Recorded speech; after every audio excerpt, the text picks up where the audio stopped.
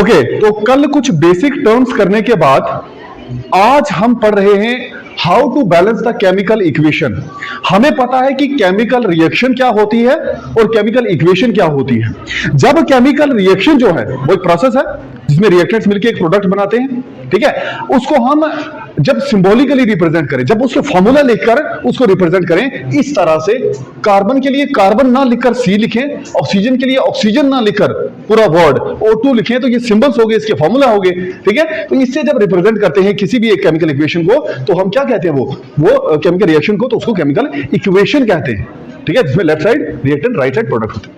अब उन रिएक्शंस को कैसे बैलेंस किया जाता है और इसके कुछ ट्रिक्स के साथ बहुत जबरदस्त तरीके से हम इसको सीख सकते हैं, ठीक है। मेरे पास आपके लिए दो मेथड है। सबसे पहले हम ये शॉर्टकट वाला मेथड जो कि हिट एंड ट्रायल मेथड है, जिसको आप देखते ही पहचानोगे यहां ये लगेगा, लेकिन ये कुछ जो सिंपल इक्वेशन होगी वहां होगा ना, जहां पे इक्वेशन ही मुश्किल आ जाएंगी तो वहां पे आपको प्रॉब्लम होगी ये क्वेश्चंस इसमें हिट एंड ट्रायल से करने पर। और आपको ये कोशिश करनी है कि टाइम कम से कम लगे, ओके। तो जब टाइम ज्यादा लगने लगेगा ना, तो वहां के लिए भी एक मेथड है मेरे पास। एक बार उसको करोगे तो बहुत सारी इक्वेशन जो मर्जी आए आप इनमें भी लगा सकते हो, लेकिन इनमें लगाना थोड़ा टाइम वेस्ट वाली बात है, क्यों, जिसमें हम डायरेक्टली पता चल रहा है कि इसमें हिट एंड ट्रायल से ही हो रहा है तो उसमें करेंगे। लेकिन अगर इक्वेशन ही पेपर में आपको मुश्किल सी आ जाए तो वहां पे आपको क्या करना है, वहां पे आपको दूसरा कोफिशिएंट वाला मेथड करना है, ठीक है, वो एक अलग मेथड है। ये हिट एंड ट्रायल वाला मेथड है, इसमें हम सीधा अपने जो माइंड में आएगा वो यहां पे ट्राई करेंगे कि वाकई ये बराबर हो रहे हैं। आपको कुछ नहीं करना, बैलेंस में क्या करना है, जो यहां पे एलिमेंट है उसके एटम्स देखो कितने हैं, कितने मॉलिक्यूल्स है, ऑक्सीजन के दो हैं यहां पे, यहां ऑक्सीजन कितने हैं, एक ही है, बस उस एक को दो बनाना है, मतलब लेफ्ट और राइट साइड को बराबर करना है। जो ज्यादा है ना उसको नहीं कुछ भी करना, जो कम है उसको ज्यादा बनाना है, ज्यादा को कम डिवाइड नहीं करना। हमने क्या करना है कि मल्टीप्लाई करके आपने इन चीजों के साथ कोई छेड़छाड़ नहीं करनी। हम सिर्फ क्या करेंगे, किसी पूरी इक्वेशन को मल्टीप्लाई कर सकते हैं, पूरे इस एलिमेंट को मल्टीप्लाई कर सकते हैं, एक रिएक्टेंट को मल्टीप्लाई कर सकते हैं, लेकिन यहां इसको नहीं चेंज करेंगे। ऐसा ना हो यहां ऑक्सीजन 2 है लगा दो 2, ओ ठीक है, यहां पे तो चल जाएगा कि कार्बन डाइऑक्साइड बन जाएगी, लेकिन हर बार नहीं चलेगा, ठीक है। ऐसी इक्वेशन आए तो फटाफट से इसको करते हैं। देखो कार्बन है, C एक है, चल गया, बैलेंस है। लेकिन क्या कहेंगे ऑक्सीजन के बारे में, ऑक्सीजन यहां पे 2 है, यहां कितने हैं, ओनली 1, तो 1 को 2 बनाने के लिए हम 2 से मल्टीप्लाई कर देते हैं, इसके पीछे यहां 2 लगा देते हैं। जब यहां 2 लग गया, लेकिन ये ऑक्सीजन के कार्बन के पीछे भी तो लग गया, अब क्या होगा, ये कार्बन 2 बन गए, ऑक्सीजन 2 बन गए, यहां तो कार्बन एक ही है, लगा दो 2, हो गई बैलेंस। ऐसे करते हैं इसको बैलेंस, मतलब जितने वहां पे हैं उतने ही आपने यहां बनाना है। ये हो गया हिट एंड ट्रायल, मतलब जो यहां पे आपको लगे कि यहां बराबर हो गए, मास इसका इक्वल हो गया, तो बस वही तो बैलेंस होता है। बैलेंस केमिकल इक्वेशन क्या होती है, जिसमें दोनों साइड के एटम्स का मास सेम हो, और हमने वही तो सेम किया। ऑक्सीजन यहां एक था, हमने 2 कर दिए, वो 2 क्या किए कि कार्बन भी 2 बन गए, तो क्या हुआ, यहां पे जो कार्बन है वो भी 2 बना दो, बराबर हो गया सब कुछ, तो ये होगी बैलेंस। दूसरी देखते हैं, ये देखो जैसे यहां पे लिखा फेरस, आयरन लिखा है, प्लस वाटर H2O, ये gives Fe3O4, ferrous oxide plus hydrogen gas, ठीक है।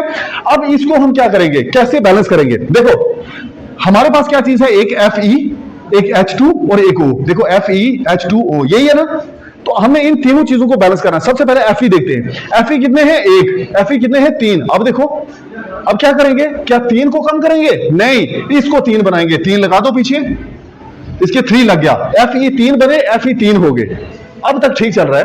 हाइड्रोजन कितने हैं, 2, हाइड्रोजन 2, चल गया काम। लेकिन ऑक्सीजन 1, ऑक्सीजन 4, अब इसका क्या करें, ऑक्सीजन यहां 4 है तो 4 लगा दो, लेकिन फिर प्रॉब्लम, 4 लगाया इसके पीछे, लग गया इसके पीछे भी, तो इसके 2 पहले था, 4 ये प्लस नहीं करना है, मल्टीप्लाई करना है इसको, 4 2 8।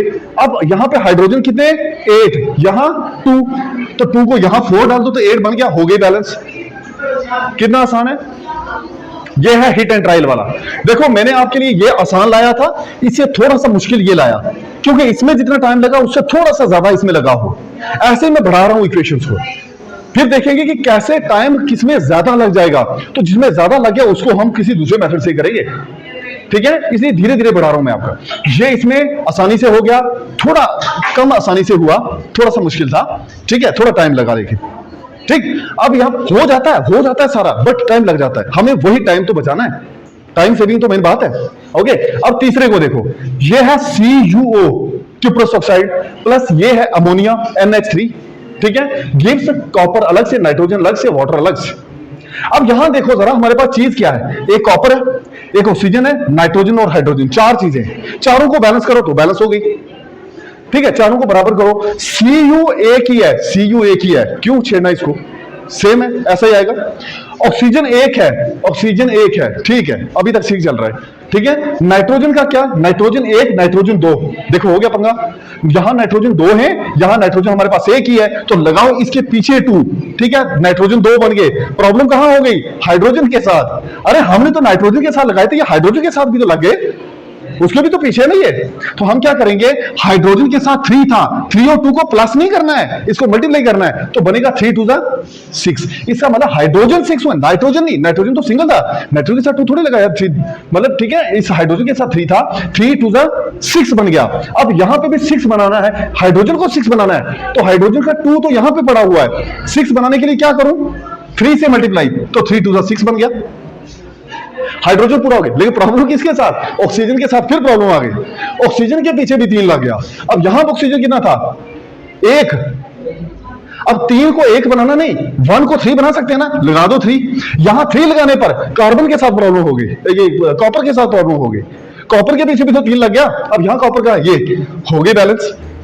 अब देखो सारे बराबर, 3 कॉपर, ऑक्सीजन 3, ऑक्सीजन कितने हैं, पीछे 3 लगा हुआ है, हाइड्रोजन 3 2 6, हाइड्रोजन 2 3 6, यहां पे और क्या बचता है, नाइट्रोजन 2, नाइट्रोजन के साथ आई 2, बैलेंस हो गई, ठीक है। जो यहां पे थे वो एटम बिल्कुल बराबर हो गए वहां पे जाके।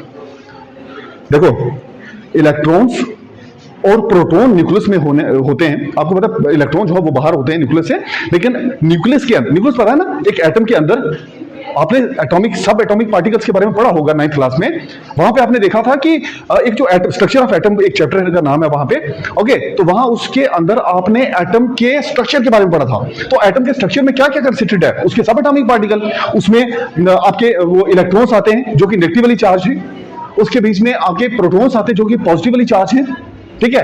एक्सपेरिमेंट किए होंगे आपने, रदरफोर्ड का एक्सपेरिमेंट किया होगा, जिसे पता चला होगा आपको कि भाई एक एटम के बीच में कहीं तो पॉजिटिव चार्ज है, और वो है कहां पे, बिल्कुल थोड़ी सी जगह पे, उसी थोड़ी सी जगह को क्या बोलते हैं, न्यूक्लियस।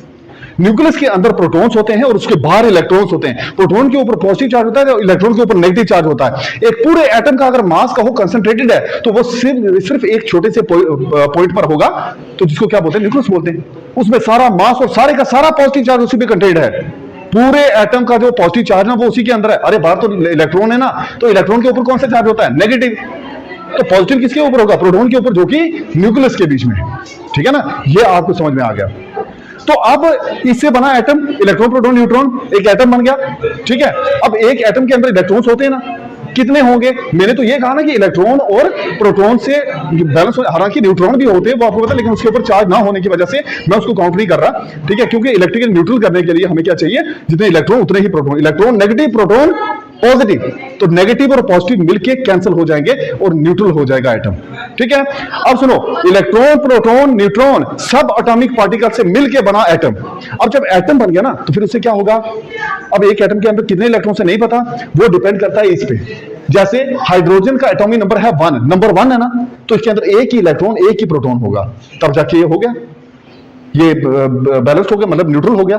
यहां कहीं और ले लो, सीजियम है 55 इलेक्ट्रॉन्स, 55 प्रोटॉन्स होंगे, मतलब एक के अंदर जितने भी ये एलिमेंट है, एलिमेंट के अंदर ये अगर मान लो ये रुबिडियम है, तो रुबिडियम एक एलिमेंट है, इस एलिमेंट के अंदर क्या होगा, इस एलिमेंट के अंदर क्या होगा, इसी के रुबिडियम के एटम्स होंगे, और रुबिडियम के हर एटम में जो है ना 50, ये कितना है 37 इलेक्ट्रॉन और प्रोटॉन दोनों होंगे।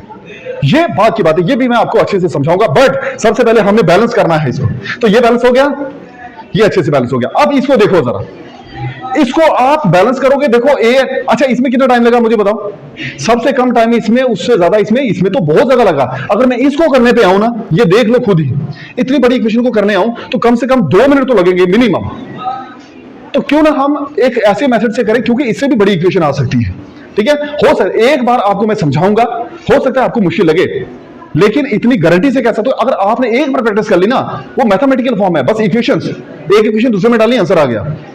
एक को अपनी तरफ से पुट करना तो आराम से आप निकाल सकते हो। ठीक है, तो आइए इसको हम अलग से कोफिशिएंट मेथड से इसको सॉल्व कर ले। तो क्या होता है कोफिशिएंट मेथड, और उसको हम समझ लेते हैं। मैथ्स में हम जानते हैं कोफिशिएंट क्या है।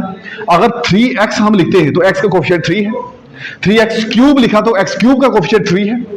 ओके, अगर यहां पे कोई पूछे कि x का कोफिशिएंट क्या है तो हम कहेंगे x का कोफिशिएंट 0 है, क्योंकि x है ही नहीं, यहां x स्क्वायर है, x स्क्वायर का कोफिशिएंट 1 है। ओके, तो कोफिशिएंट मेथड क्या होता है, यहां पे मैं आपको बताता हूं। उसके लिए आपको कोफिशिएंट्स लेने हैं इन सब के। जैसे x क्यूब का कोफिशिएंट 3 है ना, हमें नहीं पता इसके पीछे क्या लगेगा, लेकिन इतना तो पता ना, कोई ऐसा वेरिएबल सा ले लेते हैं। ठीक है, कोई ऐसा ले लेते हैं जिसको हम यहां पे कोफिशिएंट कहेंगे। ठीक है, कोफिशिएंट कहेंगे, हालांकि वो फिक्स रहेगा, उसकी वैल्यू पता है कि एक ही आनी है, जो कि हिट एंड ट्रायल से अभी हमारे लिए थोड़ी मुश्किल बन गई थी। ठीक है, मैं क्या करता हूं कि यहां पे इसके पीछे a लिख दो, इसके पीछे b लिख दो, ABCD आती है ना, यहां पे C लिख दो और यहां पे D लिख दो। बस ABCD की वैल्यू निकाल ली, इसमें डाली, इक्वेशन बैलेंस। कैसे निकाली है और उसको देखते हैं। यहां पे मैंने ये लिख दिया,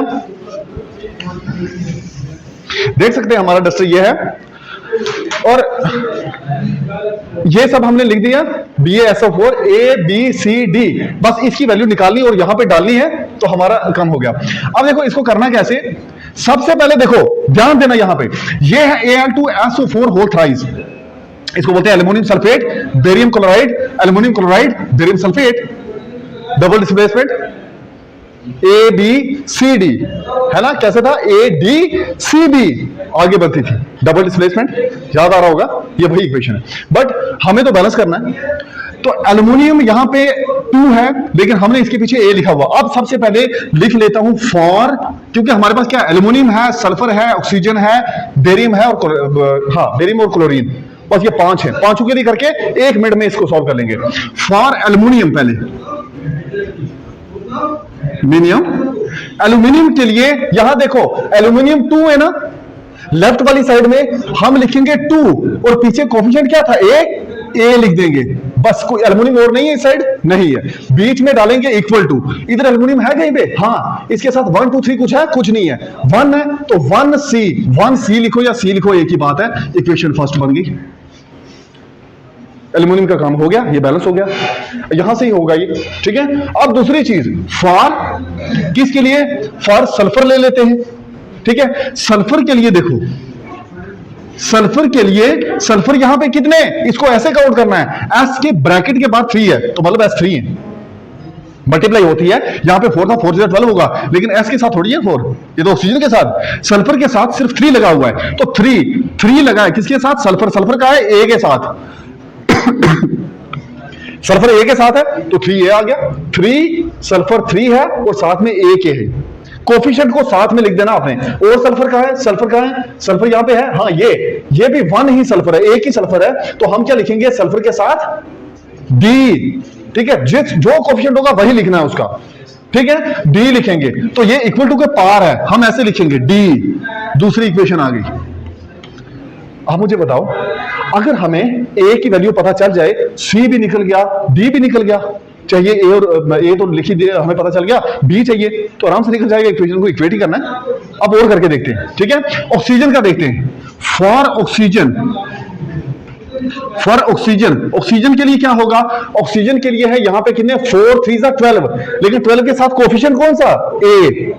ठीक है ना, 12 के साथ कोफिशिएंट A, तो मतलब 12A आ गया, ये ऑक्सीजन के लिए है, इक्वल टू, यहां ऑक्सीजन है कि, ऑक्सीजन 4 है, 4D, 4 है ऑक्सीजन, लेकिन साथ में D में है, ये कोफिशिएंट D है, तो लिखेंगे 4D। थर्ड इक्वेशन बोल दो इसको। और देखो क्या बचा, बेरियम यहां भी BA है, यहां भी B है, मतलब बैलेंस करने की जरूरत नहीं है, लेकिन चलो यहां इतना है कि B = D, ये पता लग जाएगा हमें। बेरियम यहां पे है, उसका 1 ही है, 2 नहीं है ना, तो यहां हम 2B नहीं लिखेंगे, 1B लिखो, या एक ही, सिर्फ B ही लिखो, एक ही बात है। यह है बेरियम के लिए। फॉर बेरियम क्या होगा, बी ए के लिए 1 ही बी है, तो इसलिए यहां पे सिर्फ बी आएगा, 1 बी आएगा, यानी बी इज इक्वल टू, इधर बेरियम देखो, यहां बेरियम ये भी 1 नहीं है, तो एक ही डी आएगा, तो बी इक्वल टू डी। अब देखो यहां से डी अगर निकल गया तो यहां डी निकल गया तो बी भी निकल गया, दोनों इक्वल है। देखते हैं इसको आगे। फॉर एक और चीज लिख लेते हैं जो हमारे पास है, क्लोरीन Cl, तो क्लोरीन के साथ 2 लगा हुआ है क्या पीछे कोएफिशिएंट B, तो लिखेंगे फॉर क्लोरीन, क्लोरीन के लिए 2 और साथ में B, 2 और साथ में B, क्योंकि 2 यहां से क्लोरीन के साथ आया, पीछे तो B लगा है, यहां क्लोरीन के साथ 3 लगा है, पीछे C लगा है, तो हम लिखेंगे is equal to 3C। Chlorine के साथ 3 लगा है, पीछे C लगा है, तो हम कहेंगे 3C। समझ में आया आपको? तो ये क्लोरीन के लिए है, बस ये लास्ट इक्वेशन थी, इसको हम 5 डाल देते।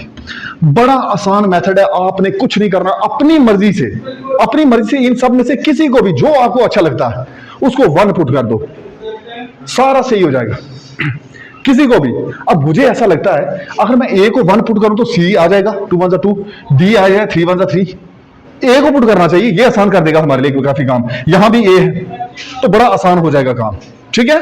हम पुट कर लेते हैं, put a is equal to 1, बस a को 1 पुट करो, कहां पे, फर्स्ट इक्वेशन में, इन फर्स्ट में a को जैसे ही 1 पुट किया तो c बन गया इज इक्वल टू 2a था, 2 1 2, मतलब c की वैल्यू आ गई हमारे पास, which implies c is equal to 2, तो c की वैल्यू आ गई, ठीक है, हमारे पास c आ गया। इसका मतलब 2 चीजें आई हैं हमारे पास, हमने a को 1 पुट किया हुआ है, सपोज कर लिया हमने a को 1, a भी आ गया, c भी आ गया, रहा b और d। देखो b और d दोनों बराबर है, एक ही निकाल दो, एक निकाल b निकाल दो, तो 3 1 3, तो d क्या निकला, d is equal to 3a था, हाँ d इज इक्वल 3a, तो a की जगह हम 1 डाला हुआ है, तो 3 1 3, तो मतलब d इज इक्वल टू 3। अब b d के इक्वल है, मतलब b है d के इक्वल, जो कि फिर से 3 है, बी डी के इक्वल है, डी 3 है तो बी भी तो 3 होगा, क्योंकि तभी तो इक्वल होंगे, ठीक है, which implies B is equal to 3। A भी आ गया, बी भी आ गया, सी भी आ गया, डी भी आ गया, तो यहां पे पुट कर दो। यहां पे ए था, हम लिखेंगे 1, कुछ नहीं लिखेंगे, ठीक है। बी कितना आया, बी आया हमारे पास, बी की वैल्यू 3, तो यहां पे 3 डाल दो, बी 3 आ गया। सी कितना है 2, यहां पे इसकी जगह 2 डाल दो। आप जब लिखोगे इसके लिए इक्वेशन अलग से लिखकर यहां ए बी सी डी ऐसे ही रखो, और जहां पे लिखोगे ना नीचे, तो वहां पे ए बी सी डी की जगह आप ये नंबर्स डाल देना, कटिंग नहीं करनी है, ओके। तो ये 2 है, और डी की वैल्यू क्या है, डी की वैल्यू अभी हमने 3 निकाली है, बी डी सेम है, तो ये देख लो। आप देखो, आप कहते हो बैलेंस, ये देखो एल्यूमिनियम 2, यहां एल्यूमिनियम कहां है, एल्यूमिनियम के पीछे 2 लग गया, ठीक है, बेरियम के पीछे 3, बेरियम के पीछे 3, सारे बैलेंस हो गए। 4 3 12, 4 3 12, ऑक्सीजन भी बैलेंस्ड, सल्फर 3 है लगा हुआ, यहां सल्फर कहां है, सल्फर के साथ 3 लगा हुआ, पूरी बैलेंस हो गई। एक बार फिर से मैं ये करवाता हूं आपको, ठीक है, मेथड कैसे किया, फटाफट से 1 मिनट के अंदर देखो।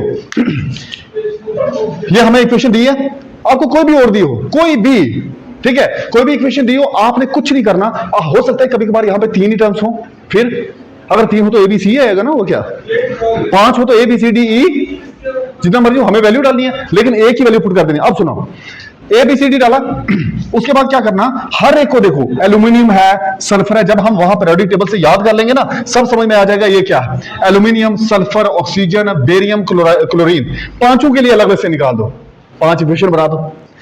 पांचों के लिए कैसे निकालना, एल्यूमिनियम देखिए कितने हैं, 2 हैं, 2, लेकिन क्वेश्चन क्या है, ए लिख दिया, 2 के साथ ए, इक्वल टू के पार के ही एल्यूमिनियम है, देख लेते हैं। एल्यूमिनियम के साथ कुछ नहीं लगा हुआ था, तो हमने क्या किया, एल्यूमिनियम के साथ कुछ भी नहीं, लेकिन साथ में यहां सी लगाया, तो मतलब सी लिख दिया सीधा, 1C। इसी तरह से दूसरी सल्फर के लिए यहां 3 था, हमने 3A लिखा क्योंकि कोएफिशिएंट A था। इज इक्वल टू के पार सल्फर कहां देखा, सल्फर यहां पे 1 ही था, तो 1D लिखा क्योंकि यहां पे D था, तो 1D लिख दिया, मतलब खाली D लिख दिया। इस तरह से जब हमने 5 इक्वेशन बनाई, सिर्फ किसी भी एक को जो आपको अच्छी लगती है और जिसको अच्छे से सॉल्व भी कर सको, ठीक है। अब अगर मैं किसी और को डालता थोड़ा मुश्किल हो जाता, अब देखो ना, D को डाल देते, फिर D से निकलता C कैसे निकलता, तो इसलिए आपको सी की वैल्यू निकालने के लिए ए चाहिए, डी की वैल्यू निकालने के लिए ए चाहिए। जब दो वैल्यू निकल गई तो दो तो निकालना बहुत आसान है, एक तो हमने खुद से पुट की हुई है, एक ही निकालनी है बस, एक हम खुद पुट करते हैं, दो यहां से निकल गई, तीन एक ही और चाहिए, तो वो तो कहीं से भी निकाल दो, इधर भी डी है, इधर भी डी, इधर भी डी है, जहां से मर्जी निकाले, तो वो निकाल के सारी वैल्यू पुट करोगे तो बैलेंस होगी। तो ये था बैलेंसिंग ऑफ इक्वेशन। अभी भी अगर आपको समझ में नहीं आया तो कमेंट बॉक्स में कमेंट करके जरूर बताइए।